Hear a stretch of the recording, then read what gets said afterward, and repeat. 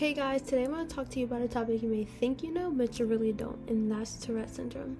When you think of Tourette Syndrome, you may think of someone yelling, swearing, or making random movements. While that may be the case, it's become very dramatic today, and that stereotype is very loud and honestly not the case at all.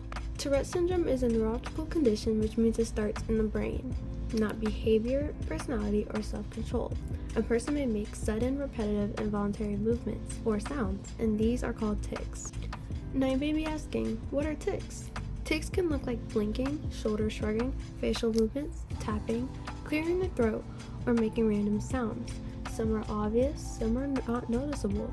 Some can go away for a really long time and come back after months. As we know, there is no cure for Tourette's, but there are studies happening on it, and here's the science that we know so far.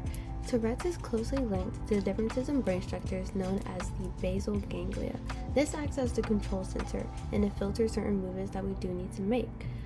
With Tourette's, obviously, this doesn't work the same way, and certain movements may slip through. And here's the part that most people don't realize. People with Tourette's know that they have it. They know when their tics are coming. Imagine this. You have an itch you're trying to scratch, but you can't scratch it. The more you suppress it, the worse it gets, and it has to come out. That's exactly what it feels like to have a tic coming.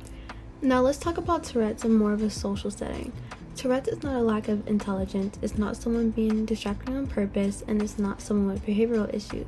Matter of fact, people with Tourette's spend a lot of time trying not to be distracting, and that's very exhausting on them. Tourette's doesn't fit into how we want things to work. We like cause and effect, and we like neat explanations, but that's why Tourette's fits in that very uncomfortable space, because the brain is sending signals that does not follow the rules that we expect.